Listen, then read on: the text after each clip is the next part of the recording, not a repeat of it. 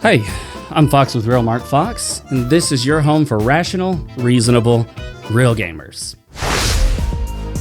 You can taste it, can't you? Today we'll be talking about my experience with Nine Souls and what I like to call the Foxx experience. Yes! That's awesome! Nine Souls is an indie 2D Metroidvania style game, and we'll get to that label in a moment. But the one thing about Nine Souls that shocked me was just how good I found this game from the very beginning. I played the demo quite a while back when it first came out, and I was super impressed and intended on doing a video on the demo. Never got around to it. But Nine Souls does so much right that it's an absolute shame that the art style and the design of the main character may put off a lot of gamers, particularly the more hardcore gamers, who I believe this game is designed for. Nothing about Nine Souls is superficial, basic, or even easy. It's not that hard, Scott. Tell him, Wash. It's incredibly hard. A lot of stuff in Nine Souls is very difficult, very complex, and you have to piece the story together. It's not simply laid out for you. The initial impression this game gives is a bit deceptive. The cutesy, minimalistic-looking cat-like creatures can be off-putting to the more serious gamers among us, but don't let that look fool you. It's deceptive. This is far from a cozy or cutesy game. The game is very challenging, and it is often brutal and gruesome. There's some genuinely disturbing imagery in this game, a stark contrast to the almost Hello Kitty style aesthetic of the protagonist.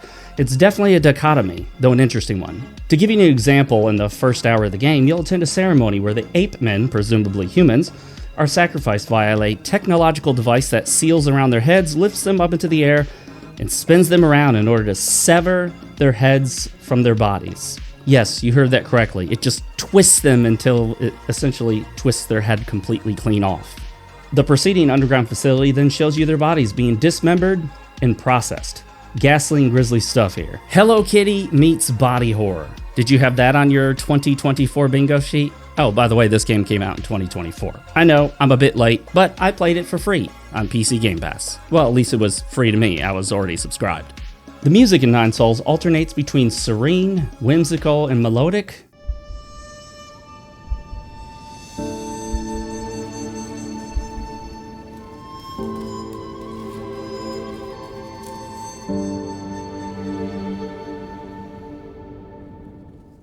To understated and foreboding.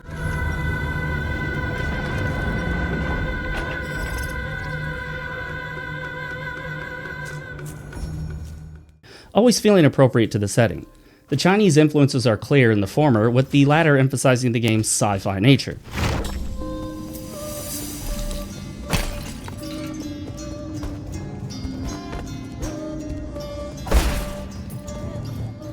The audio really drives home the juxtaposition between the more traditional tribal cultures and the advanced technology society that underpins it. While I generally enjoy Metroidvania games, and once again, we'll talk about that misnomer of a label in a bit, I find that these games often instill a very modest sense of anxiety in me. I feel this unease well up each and every time the path branches, making me wonder if I'm going in the right direction. Is that other path a quicker way to get where I'm going? Does this path lead to one of those checkpoint areas that I need to unlock? Does this path lead to some treasure and then immediately stop, so I should go there first? You never quite know which way to go, and sometimes you start one direction and then think, wait a minute, this direction keeps going, so maybe the other way was a checkpoint or treasure, so I'll go back that way. But what happens if that way keeps going? You ultimately have to pick one path, and that, for me, brings up just the smallest tiny bit of anxiety. Analysis paralysis, although I don't actually suffer from that. I just eventually end up picking a side and going with it. It's this internal disquiet, apprehension even, that I've finally come to terms with. While it's still present, a never-ending trepidation about which way to go and whether the chosen path is the best, I've learned to be comfortable with my discomfort in these games. Games which have an ingrained label that is ill-fitting. Yes, we're going to get to the whole Metroidvania thing. The music often has a series of driving percussive beats, some more melodic, like tapping on metal. It's got this energy to it that makes you want to keep pushing forward, precisely what I need in a game like this. It helps propel me through the indecision of which way to go next.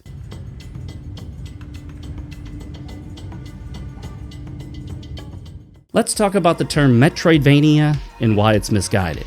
The label originated with Castlevania Symphony of the Night, at least as far as I can tell from my extensive research of it. Well, looking at Liberalpedia, and by that I mean Wikipedia, because that's the extent of my research on the topic. Really, I don't have a lot of time, so bring up a Wikipedia article and see what it says. So it does appear that Symphony of the Night was the impetus for this term. Now, technically, Symphony of the Night was not even the first Metroidvania game. To truly have a Metroidvania, you need the following: a Castlevania game, that's key, and a Metroid-style structure to the world. Metroid was not the first Metroidvania. It was just Metroid. There's no Vania. And this is where the misnomer of Metroidvania comes in. In order to be a Metroidvania, you need to be at least similar to both Metroid and Castlevania, if not a Castlevania game that's similar to Metroid. That's why the term originally came up. Symphony of the Night is a Castlevania game, similar in structure, the way the world's set up, to Metroid.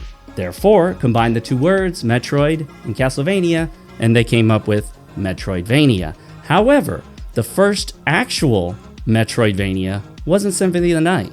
It was Simon's Quest. Castlevania 2 on the NES Simon's Quest had a Metroid-like structure. You could go right or left, up and down at times, and you didn't have to do everything in order. You could unlock new abilities, or at least items, that get you into other areas. And so in that way, the first true Metroidvania was Simon's Quest on the Nintendo, Castlevania 2. So the real problem with the term here is that it's been retroactively used to refer to any game that simply has a Metroid layout and progression, non-linear 2D side-scrolling with unlockable abilities that open up branching paths. So how does it make any sense at all to refer to a game that's like Metroid as a Metroidvania if it has no Castlevania elements? If it's not a Castlevania game and it isn't borrowing anything directly from Castlevania, then it's simply a Metroid-like game, kind of like Souls-like. We don't refer to all Souls-likes as Soulsborne games because then it would imply there's some element of Bloodborne in the game, not just Souls, right?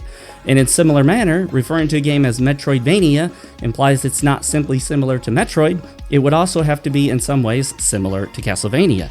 And some people say, aha, Fox, but you're missing one thing. That's where the whole leveling up RPG light system of Symphony of the Night comes in.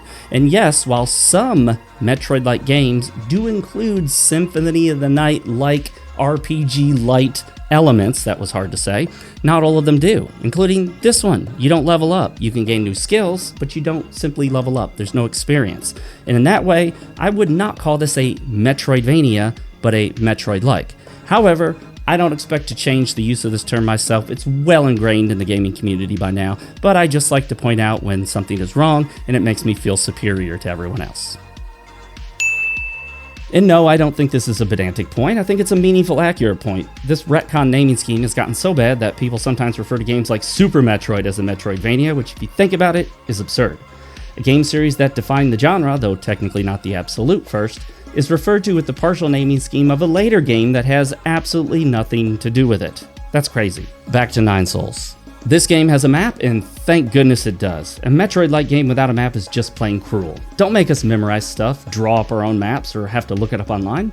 Just give us the map, even if it only reveals as we explore. Auto-mapping in these games is critical for enjoyment for me. You can also find chips which unlock an entire area, even the areas you haven't explored yet. The game starts with you dying, or at least very close to it. You're nursed back to health by the Ape Men, which we can safely assume are humans. Your introduction to the protagonist Yi is him token on a pipe. What's he smoking? I don't know. Oh, it's the healing item. That's right, kids. Smoke for your health. Don't really. You befriend an ape-man child early on, and he remains at your home base. You can talk to him, as well as give him gifts to further your friendship. As you teach him and answer his questions, you, the player, also learn about the protagonist and game world, or rather, game universe. This game speaks to other planets, leaving you wondering how everything came to be the way it is. It's a genuinely interesting story. There are even interactions with objects that are entirely lore and story-based, having no apparent mechanical reason for existing in the game. So having this human friend, which we can be reasonably sure the ape men are, is a tool by which they are able to narrate certain aspects of the story to you, the player, by the protagonist narrating it to the in-game character he's talking to. A lot of books and movies, TV shows use this technique because if they're trying to introduce you to a foreign world or culture, rather than just tell you directly to the camera or narrate it, like many movies do, which is something I'm not a big fan of, they actually have another character in the show, game, movie, whatever it is, be kind of out of touch, not know what's going on, a foreigner, so that the characters that are around him can educate him as to what's going on, thereby educating you, the player, or the watcher, viewer, what have you. There are even interactions with objects that are entirely lore and story-based, having no apparent mechanical reason for existing in the game, so you can dive as deep as you want. You experience numerous flashbacks, often with your sister. These reveal a lot about the protagonist Yi and his relationship with her. Once again, the story is drip-fed to you bit by bit, never revealing too much at once. This is peak storytelling. You don't want to dump exposition on the player, but rather feed the player just enough bits of story to keep him interested. I did much the same thing in my novel, New Tokyo, where I drip feed the story to the player, giving them just enough so that they know what they need to know at any direct moment in time, but they don't know everything, and so it makes them want to keep on reading to figure out exactly what's going on and who's who and who's behind what. So why not check out New Tokyo for yourself? There's a link in the description to the Amazon page where you can read a free sample. Paperback Kindle and Kindle Unlimited. Nine Souls is one of the few games that I play where I'm genuinely interested in the story, the characters, and what's going on.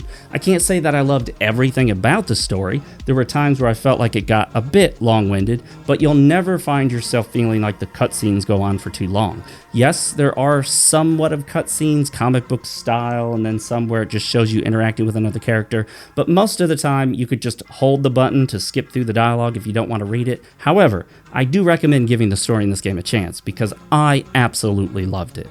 I do, however, enjoy good sci-fi, and this is good sci-fi. Just like my novel, New Tokyo. The 2D art in this game is amazing. There are some visually stunning areas and moments. I'm a huge fan, and as long as you don't dislike the Chinese sci-fi aesthetic, I think you'll find it good as well. It's definitely different, juxtaposing traditional Chinese imagery with futuristic alien designs. Absolutely cool in my opinion. There is a stealth segment that is brutally boring and torturous in my opinion. It slows the pacing to a crawl, and one mistake is assured death. You can open up shortcuts along the way, but it's still a very unwelcome change to the game's structure. If you get spotted, there's apparently no way to reset the area. This beast of an enemy will relentlessly pursue you, teleporting to your location if you manage to get away. You can't run, you can't use your special moves, and you have reduced health with no heals. Just give up if you're caught. This dude will chase you with reckless abandon and beat you to a pulp. You can parry him, but he has no health bar, implying he may be invincible. Just delete stealth sections in a game like this, in my opinion. Parrying in the game comes in two flavors, perfect and partial. The partial parry blocks most damage, but not all, but the perfect parry blocks all damage for basic attacks, and it also gives you some key points which you can use for your special abilities. They have two different sound effects to drive the point home. Hear the less exciting punch sound? You butchered it. Enjoy getting damaged. Hear that incredibly satisfying ping sound? Good job, you landed a perfect parry. Get used to practicing this a lot. If you're anything like me, you'll never be a master kung fu artist, but your mileage may vary. Good luck, and just so you know, when you do hit that perfect parry multiple times in a row and you hear that sound of perfection, it's just like, yes, the best feeling in the world. Well, not really the best feeling in the world. That was an exaggeration. And there are a lot of interesting characters in this game, including some of the bosses, like this Soul Keeper. She surrounded herself in this dance club-like environment. Who cares if the world is undergoing apocalyptic changes? Might as well have some fun before it ends, don't you think? They should have thrown in a couple stripper kitties to complete the aesthetic. Wouldn't that have been nice? You can also break a ton of random stuff in the game. Boxes, consoles, statues, pottery, artifacts. Just break them all. Smash those precious artifacts to pieces. No respect. Who cares? Culture, history, civilization, demolish it. Fuck it. And throwing caution to the wind, why not get naked and lounge like this boss? Oh, well, he does. He literally strips down and enjoys a hot spring. Totally naked. The game starts with teleportation only between your last rested node and the home base, but later it unlocks warping to any activated node. This is a pretty standard thing for Metroid-like games, and it's always welcome when teleportation freedom arrives. At long last, you can go back to any node that you've been to before, and nodes in this game are just checkpoints. I consider this an absolutely necessary feature in Metroid-like games because a lot of people like to backtrack to previous areas to collect stuff, even if they don't have to, just to get everything, or at least collect enough stuff to make themselves more powerful, get more money, or what have you. Being Chinese in nature, there's a lot of stuff in this game that's just weird to me. Like this fat humanoid that gets sick if he doesn't consume poisons or toxins. You give him toxic insects or shit and he'll let you imbibe his secret tea. Basically, the two of you get hammered together, and after you recover from your drunken stupor, your max health increases. So this game has two messages, kids. Drink to your health and smoke to your health. And don't really do either of those for health reasons. Give him more toxic shit, get more health. Makes sense, right? Get drunk for your health, guys. The big bad guy who kicks your ass and tortures you the first time you see him is later seen laid out naked on a couch, sipping some unknown drink. He's apparently fucking around with transmutation, which is some kind of forbidden body manipulation, maybe gene therapy. If you're into forbidden gene manipulation shit, you might like... You know what's coming, guys. You know what's coming. My novel, New Tokyo, because yes, there are elements of gene manipulation and gene therapy in this. You might not know it at first, but keep reading and you'll find out. There's a lot of stuff in this book. Action, guns, car chases, girls, I'm talking, it's got everything you could ever want. Check it out, link is in the description. There's an incredibly unique and visually striking section where you go into the dream of an opponent, navigating the lucid creation with two states, the aesthetically pleasing beautiful version and the darker, more dangerous nightmare form. This area emphasizes platforming and timing far more than combat, as you have to keep pace with the dark version as it appears temporarily or even floats around with you. Hacking is a thing, although it's not a skill progression. You push the D-pad directions in order on a timer. Mess up, try again. Sometimes you have to do this 3 times in a row. If you get hit, the hacking is cancelled, so make sure no enemies are around. You can control a flying nymph, which you'll use on occasion to activate switches or hack consoles from a distance. You can also use it to scope out the immediate surroundings, with a limited range, of course. If variety is the spice of life, then it certainly is for gaming as well, right? I'll reiterate that I hate stealth segments that slow the pace of the game, but that's me. Some people love stealth. Some story segments are told in comic book-like slides. Everything somehow fits together, feeling coherent and seamless. Important moments are highlighted appropriately, and other bits of story fed through interactions with non-essential set pieces. How much do you want to know about this world? Well, that's up to you. Dive as deep as you'd like, or skip the optional stuff. The story pits ancient spiritual beliefs and tribal practices against modern sci-fi advancements in technology. It never feels out of place while always giving off a strong, contrasting dichotomy. Very well done. You see the backstory of each soul bearer after defeating them, these are the bosses of the game, giving them a purpose and sense of humanity, in a sense, given that they aren't humans. In most games, the bosses are just bad guys you defeat, generally with no redeeming value to them. In Nine Souls, you not only get backstories with relationships, but you also see the horror and pain left behind in their defeat. The mutated, butchered bodies remain, a symbol of the destruction you've wrought and the lives ruined. Damn, this game hits hard. Kinda makes you feel bad for killing them. And I'm not even kidding, like, you sit there for a moment afterwards and you're thinking, damn. Okay. But it had to be done. As we mentioned, gene manipulation appears to play a large role in the story. It's grotesquely depressing at times, showcasing a world that's been devastated by its own poor decisions in an attempt to better their own species. Deep is a word I'd use for this. Nothing about the story is basic or bland. It's intense, real, and complex. If you want story, this is it. I know I've said that many times, but I'm telling you, gameplay, awesome, but the story, also incredible, and that's a rarity for games nowadays. If I could levy one criticism at this game, it's that it's just too damn hard. Even on story mode, this game is brutally difficult at times. I can't imagine trying to beat it on normal. Fans of Souls level difficulty will likely find this an intense challenge. If you played Sekiro, that's the level this is on. Expect to go toe-to-toe with bosses many times on normal mode, and a few times on story if you haven't mastered the numerous moves and counters this game offers. Button mashers will be punished, and you won't get anywhere in this game mashing buttons, not even on story mode. Let me tell you that the further you get, the deeper and the harder the story goes. I haven't experienced a story this deep and compelling in a video game in a long, long time. I put this game's narrative in some of the best, possibly a top 10 story for me in all of gaming. I can't emphasize this enough. Deep, complex, multifaceted blend of sci-fi and traditional with twists and turns as it goes. There are even different endings based on decisions you make. Let me conclude my experience by saying this. Don't let this game pass you by. Don't avoid it because of the odd art style and seemingly cute character design. This is one to play, particularly for gamers who enjoy Metroid-like games. It even has a kick-ass lyrical song during the credits. If there's one thing 9 has, it's soul. I don't give games scores because I think scores are sort of arbitrary, but if I were to give 9 Souls a score, I would score it a 9.5 out of 10. But once again, I don't give game scores. I'm Fox. Stay real, keep playing, and never forget, yesterday's tomorrow is today's today. Thank you so much for watching.